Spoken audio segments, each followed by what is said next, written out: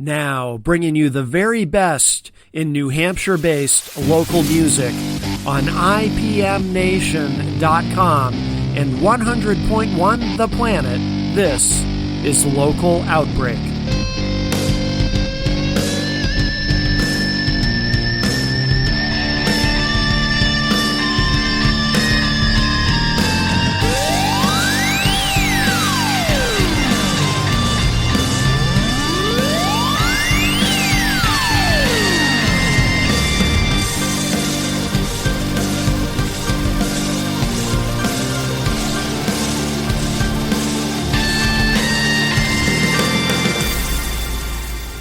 Hey everybody, welcome to this week's Local Outbreak on IPM Nation and 100.1 The Planet.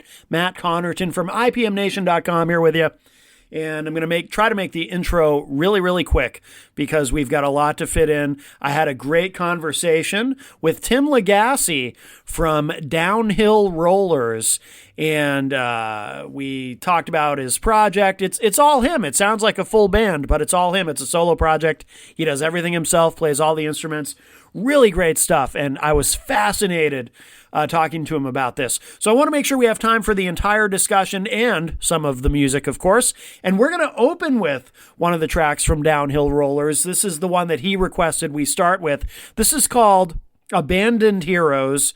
Great song, and we're going to open with that, and then we'll come back, and I'll share my conversation with Tim from Downhill Rollers. Here it is to open up this week's Local Outbreak. This track is called Abandoned Heroes. Come one, come all to a beautiful show. It's gonna be awesome and some other stuff. Dee-dee-dee-dee-doo-dee-dee-doo-dee-dee-doo-dee. Some other musical stuff.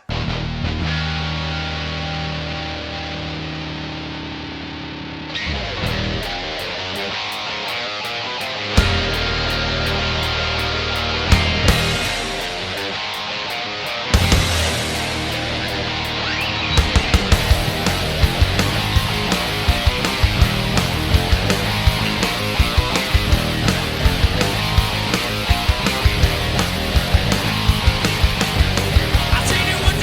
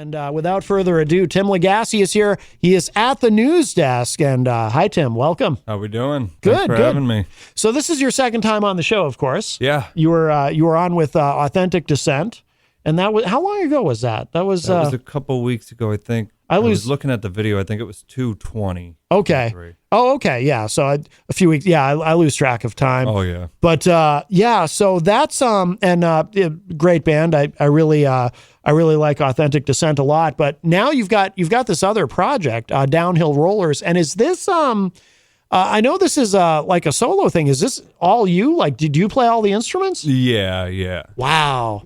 I've always been jealous of you guys who can play multiples. Like, I'm a bass player, and it's the only thing I'm really good at. Yeah. I can play a little bit of guitar, and that's about it. But so you play everything on that. That's amazing. Yeah. So I do cheat on the drums. I don't play the drums, but I had a class back in high school, and it was a recording class. So I used GarageBand, and we built patterns and this and that, and it started with drum tracks. So I learned all the things that the drums do. Yeah. I just don't know how to make my hands and feet work that way. So I have my keyboard and my MIDI, so I plug in all my drum patterns that way, not just like a drum machine. Like I'm making the beats, but okay. Yeah, it is amazing what you can do with it's funny, I don't know if you know Ricky Mapleton. He's from the area, and he was on the show. This was a number of months ago, and kind of a similar thing where I noticed, I remember asking him who played drums on his music because it sounded live. I just assumed it was live drums, and he told me kind of the same thing. He uses GarageBand and it's MIDI, and it's like, wow, you can really get a pretty good drum sound. I wouldn't have known if you hadn't told me. I would have thought that was a live drum kit or that's you had really a drummer. good to hear. I never know because I listen to everything. So I know when I plugged in just a word, I know the drum beats and stuff. So sometimes when I listen, I'm like, I don't know if other people could tell, So right. It's nice to hear that. It's amazing what you can do with the technology now, because you couldn't do this in the 80s, probably not the 90s either. And then, these days, I don't really have time to put together a whole group and learn these songs and this and that. And then, you kind of course, there's compromises when you play with other people too. This is right. I write all the songs. I record them all. They sound the way I want them to. And with the technology, it's nice to be able to do that. Oh, yeah. Yeah. When did you start this project? Have you been, because I assume you were probably in other bands before Authentic Descent, right? So, yeah. Obviously you've been in multiple bands, but when did you start doing this where it's all you, all yourself? So I had actually, I think in 2020, I put out a little country album, like outlaw country, kind of like Waylon Jennings, Willie Nelson kind of stuff. Yeah. So that's where I really learned that, I was kind of building all the pieces. I didn't really have the keyboard yet. I was playing a djembe and this and that. Yeah. Till I got the keyboard, and I just started building and building and building. Now Downhill Rollers kind of extended from a band that I had in college, the Mabel Brown Room, we were called. Okay. A lot of the songs, I think the only new song I wrote for that album was Abandoned Heroes. Everything else there was a few songs that I had played with the band in college. And then there were all the other songs were ideas that I had 4 songs for that band that we never got to. Okay. So I just kind of recycled it back into the mix, worked out different pieces and put it all together. And I ended up with 8 songs. And then I did a cover of Pink Floyd's Young Lust too. I threw that on there because I feel like 8 songs is a little too short. At least 9, Yeah, well, yeah, 8. It's like between an EP and a full length. It's like in that awkward spot where it's like, oh, what do you call it? Do you call it an EP? Do you call it a full length? Yeah, and that's I wanted to have like an album. Yeah. So I tried to push that extra 9. So I'm actually working on another album. Hopefully I'll get it out within the next few months, but things are slow. But another 9 songs, no covers this time. But wow. I'm really excited about that one. So yeah. Have any of the bands you've been in, did any of them sound like Downhill Rollers? Or I should say, I guess the correct way to ask it would be, does Downhill Rollers sound like anything you had done before?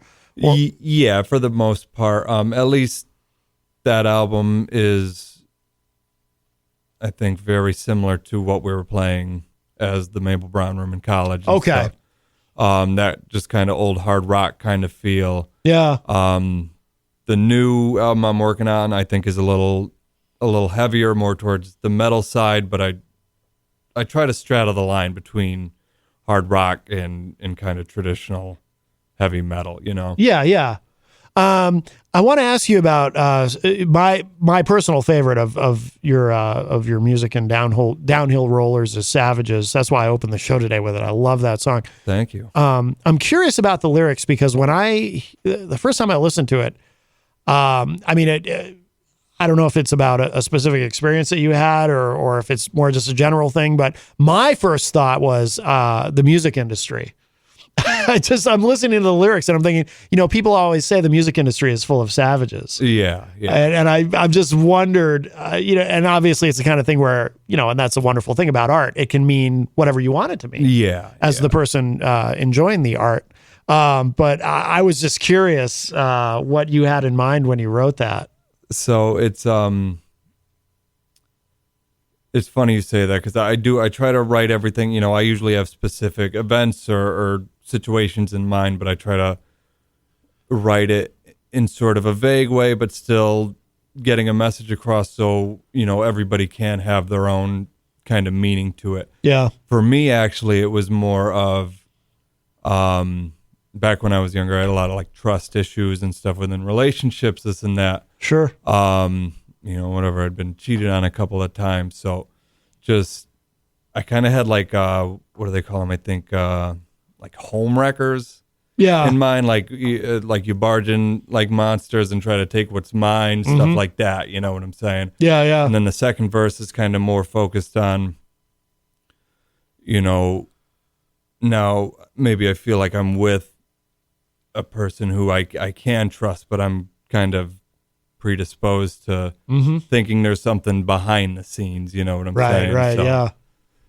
So that's kind of what I had going on when I had written that one. Yeah, that makes sense. I mean, I think most people can relate to just generally that everyone has people in their lives who have wronged them in some way. And then it's a matter of what you do with it. And I always say, if you can take something a negative that happened to you, whether it's a specific thing or just a collection of experiences that you've had, and then create something from that, whether it's music or a painting or a book or what, if you're a writer, whatever it is that you do, then it almost makes it all worth it in a sense, right? Because you get something so great. Another question about that song specifically I had is the verses are one tempo and then it seems to speed up in the chorus. Is that hard to do? I mean, I've played in a lot of bands, and certainly I'm not a stranger to necessarily dealing with time changes, but there's an interesting thing in that song. It doesn't sound like, I know I'm really getting into the weeds here, but I'm just fascinated by this kind of thing. When it goes from the verse into the chorus, or maybe the pre-chorus. It doesn't sound like it's changes like suddenly. It sounds like you sort of lean into it, but it's not an immediate change, if that makes sense. Yeah.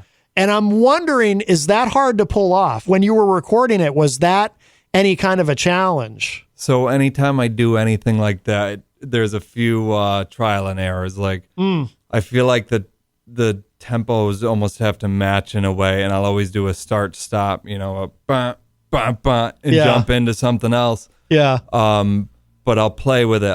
I'll do a few takes and play with the second tempo and see where it sounds like it fits the best, because you can do it and it's too fast and you're like, this feels too rushed and too choppy now. So just a few times I'll kind of go back and forth, and then it jumps down a little bit. And now I've never played these with anybody else too. Like when I play, I go through my DAW and I have my headphones on, so I just mute out the parts that I want to play. So it's like I have a backing band and I'm used to playing it. So I don't know if somebody else played it, if it would be tough to to jump right to that, but I'm right. a little more comfortable with it. But the really tough thing I have is, now I'll switch the tempo, but how do I bring it back now?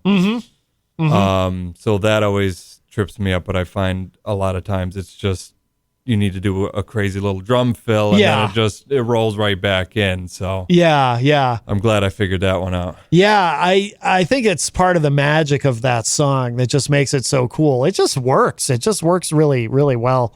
Yeah, that's such a great tune. I mean, that's your, if you were to ask me, is there a single? I would say it's that. That's funny. That's your radio single on this album. I always thought Risk was the radio single, and that was one of the ones that we played with the old band and stuff. Oh, too. no kidding. Yeah. So we always just kind of had, I was like, oh, this is our radio song. Like, if we ever get anywhere, this is the radio song, Yeah. I always thought Savages was like a little too dark, maybe, no kidding, to be on the like just on general radio, but I don't really listen to the radio either, so I don't know what they're playing either. Right. I'm on Spotify all the time, or whatever it is. You mentioned, how difficult it might be to play something like Savages with other people because of the time change. Do you have any plans to put together a band for your solo material so you can play out, or no? I think eventually, I want to get, I kind of have a bunch of material I'm working on. So I have my next album that I want to do this year, and then I've already kind of got some riffs and some things put together for the follow up to that within a year or two after that. Yeah. It all depends on work and how motivated I get, which is usually not very. Yeah. And I think part of the reason I joined Authentic Descent was to kind of cross promote myself as well, Yeah. Which turned, they're totally fine with it, seems like. Yeah, good. Dave reached out to me after our last show and said Jenny had asked him for other solo acts and this and that. Yeah. So eventually, but sometimes I feel like it's a lot more work than I actually do have time for. Yeah. And I'm having a great time with the Authentic Descent guys. Like, we're recording and stuff too. We're trying to do shows and this and that. Yeah. And I haven't really played out since college, so getting back with them wow, no kidding, was awesome. Yeah. Just playing with other people, so I'm really enjoying that too. So I don't think there's any rush on this. And then if I have a few albums under my belt and I do want to try to put something together, I have enough material to float by other people, and hey, what do you want to play? Obviously we could work on things together too, but I think in a way I kind of feel bad if I want to go out and do this. Like, all right, hey, these are my songs. Now you haven't touched them at all, and I want you to play them all. Like, I don't know. I almost feel like like conceited or egotistical or whatever, Sure. So it's kind of weird, but yeah, no, I can understand that. Well, you mentioned Risk. Why don't we play that one next? Yeah. I pull it up on Spotify here, and we'll see. Who knows? Maybe I've listened to all of these, but maybe we'll hear this one again, and I'll say, you know what? Maybe this would be the single if I were advising you. But I just love that song, Savages, so much. But thank you. Yeah, but we'll give this a listen. So this is Risk. This is Downhill Heroes, the solo project from Tim Legassi, who is here with us in studio. Let's give this a listen, and then we'll come back and chat some more. Here it is, Risk.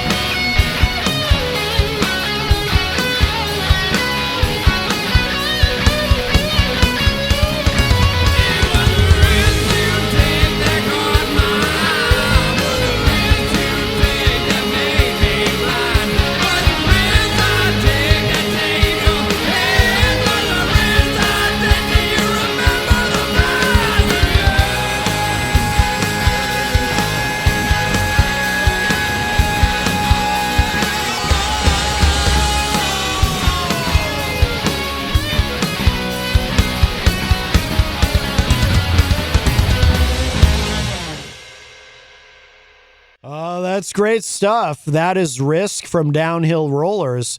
And Downhill Rollers, Tim Legacy is here with us in studio.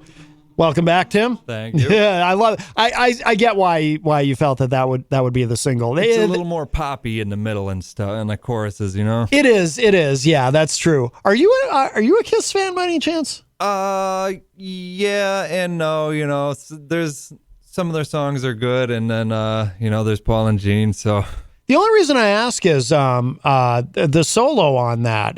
It just sounds a little Ace Frehley to me. Yeah, that's why I wondered if there was an influence there. But Kiss is my favorite band, so it's a comp. It's a comp. All right, I'm sorry. Oh no, don't be sorry. No, but I was just going to say it's a compliment. When I say Ace Frehley, I don't want you to take that wrong. Well, if it makes you feel any better, my favorite band is Guns N' Roses, and we all know how Axl is. So. Oh, that's true. That's true. Are you a big fan? Is Slash a big influence on your guitar playing? Slash, and then I didn't start doing lead until this. So James really? Hetfield too, you know. Oh, no kidding. So I feel like my lead skills from the time this stuff was recorded to the new stuff have improved. So I think that's good. Oh, wow. That's cool. No, I like your lead on that, though. It's like it doesn't sound, I guess it reminds me of Ace because it's not like, it's not like you're noodling and doing a lot of runs or anything. It's sort of straightforward, but it's good. Like there's a rawness to it that I personally like. And I think it works for that song. Great. And yeah, it is a little poppier, I guess, with the chorus, but it's very catchy. That would be a suitable radio single as well. No doubt. Can you tell me about some of your other influences? It's a lot of the like 70s and 80s guys. You know, I did listen to Kiss a lot when I was younger. I've always listened to Guns N' Roses though. They're my go-tos, just Slash and Axl, and I liked new Guns N' Roses too when they got a little industrial. Yeah. I thought that was cool. I love the thrash metal guys, the big four, Metallica. Yep. Big Anthrax fan. I like Anthrax more with John Bush in the 90s, kind of that raw. He's got that rough voice and stuff Me too. Yeah, I'm with you. And then John Bush's actual band, Armored Saint, like Judas Priest, all that old kind of like heavy stuff. You know? Yeah, absolutely. Is it kind of another odd sort of recording question? But when you're recording the chorus on a song like that, and it's got kind of a gang vocal vibe, is that hard to pull off? Because I just wonder if it's you, because everything is you, right? Even the backing vocals, it's all stuff. You. Is it hard to make it sound like? Because again, it's one of those things where, just like with the drums, if I didn't know it was just you doing that, I would assume maybe there were a couple of other people singing with you. You know what I mean? It doesn't sound like it's just your voice. Is that hard to do? Is that hard to pull off? I think it was at the beginning. I think I've gotten better over at, as time has progressed. I usually just try, I worried about that a long time ago. Like, really? If it's just all my voice and there's no other people. So I kind of had over the years tried to develop a few different voices.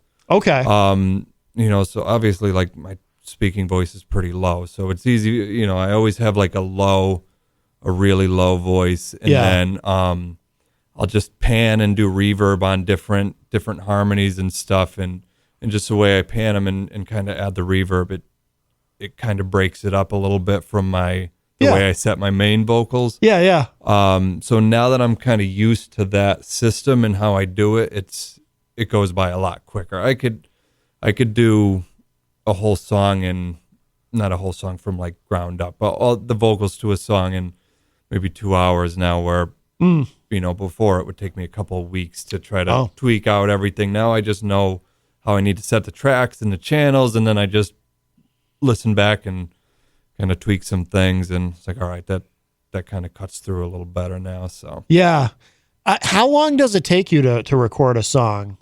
I'm sure it varies, but it depends. I mean, I was joking with the guys when I was here with Authentic Descent, saying the writing process is slow, but man, when it's just me, it is really, really slow. Like, really, yeah.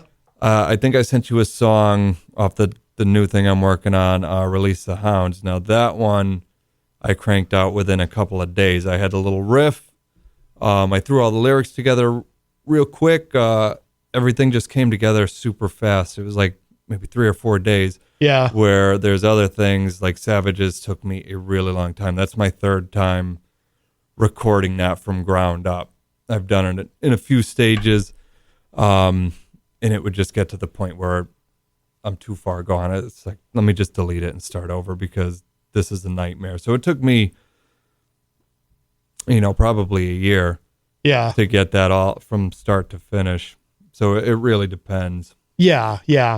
I'm looking for. So Release the Hounds is that's a newer one. So that's not on the current album. Yeah. There? So I think I sent you Release the Hounds and Superman are both new songs that aren't on Spotify or anywhere yet. They'll be on my new album.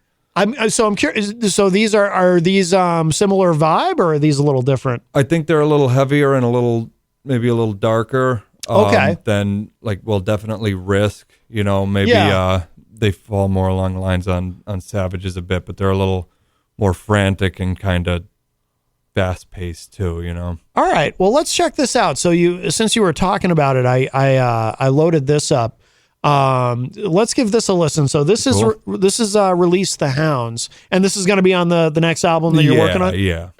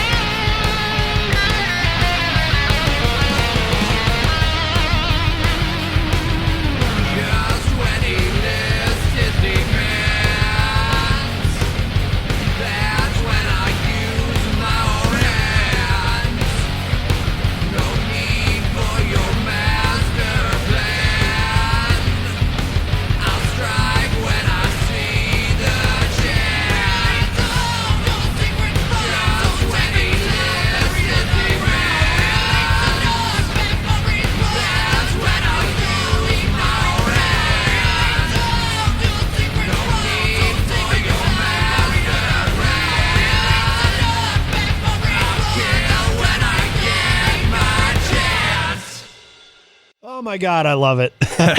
Dude, Cool, that cool. is awesome. That Thanks, is man. Release the Hounds. That is Downhill Rollers. Tim Legassi is here with us in studio at the news desk. The vocals on that, it sounded a little Axl Rose. I don't know if that's what you were going for, but I think so. I kind of hurt my voice throughout the years. Really? And I just last year, maybe the year before, I think October 2021, I quit smoking. Oh, good. So good for you. Where Abandoned Heroes, that album, I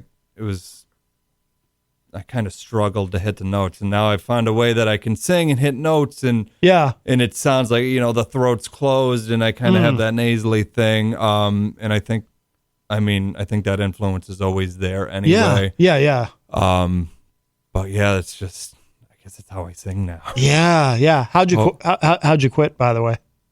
My two buddies, actually, we all quit together. Oh, good. So, we'd go frisbee golfing and we'd all be ripping butts, and like, all right, none of us are going to be able to quit unless we all just do it together. And oh, wow, I think that's it's time. cool. So we all kicked it, just cold turkey. I think one of them switched to a vape for a little bit. But yeah. That's how a lot of people quit. Yeah.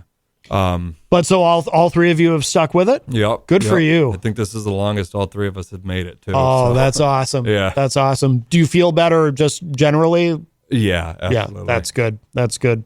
Excellent. Good for you, man.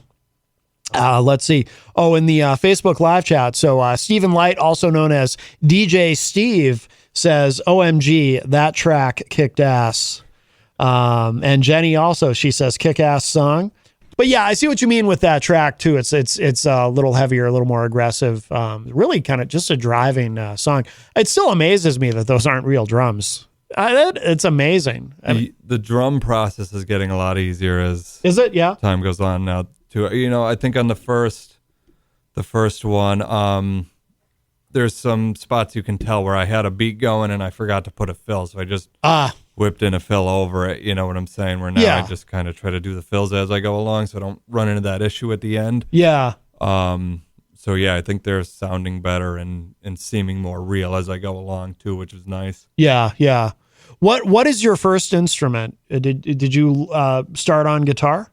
Yeah. Okay. So I've always been a singer, and then the first instrument I played was guitar, and then I think it's easier to go from guitar to bass than it is bass to guitar, so that's how I kind of I picked up a bass at a pawn shop and started. I mean, if you can play guitar, you can play bass. I mean, bass players hate when I say that, but I'm a bass player, so I can say that. Now, there's different things. Like, I can't slap it or do any of those funky beats. I don't play with my fingers. I'm playing with a pick. Yeah. I'm mostly following the guitar. I'll try to do some some variants here and there and stuff. But then, now put me doing that against a bass player who's slapping and finger picking, and you can do some crazy stuff. So it is a whole different world, but...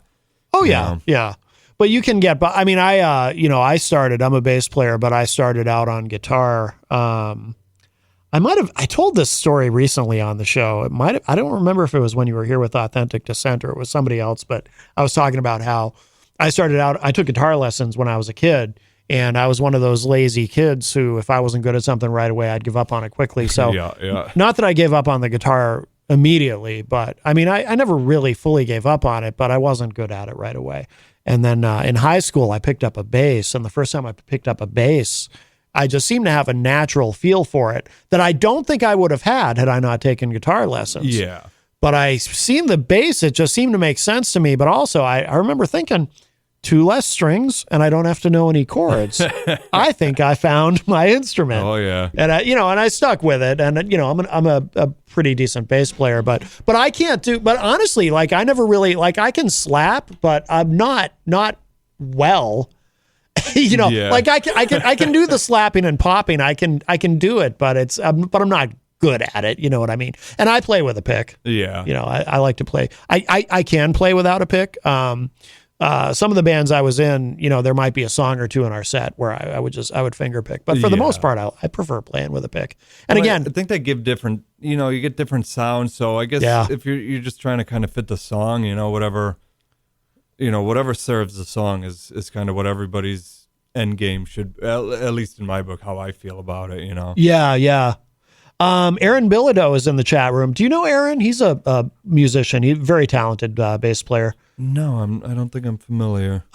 He's in the chat. He says, I played bass first and guitar second. It happens. Oh, yeah. Yeah, yeah. My friend did that too. I was in a bunch of bands with him from high school to the college one, and he started on bass, and he got incredible on bass. Could slap, finger pick, play with the pick, whatever it was. He was doing all kinds of crazy stuff, and then, he switched over to guitar a little bit after college, and now the things this kid does on guitar, like I could never do. Yeah. Because he almost plays it like a bass, but he rarely ever picks. Like, it's all tapping and this and that. Oh, really? Yeah. I'm like mesmerized when I watch him. It's crazy. Yeah, yeah. So I'm always jealous of people who, they just make it look easy. It's like they just have such a natural faculty for that in their minds, or somebody like, the real super geniuses like Prince, who could just play anything, Oh my God. And then he's singing over it too. Yeah.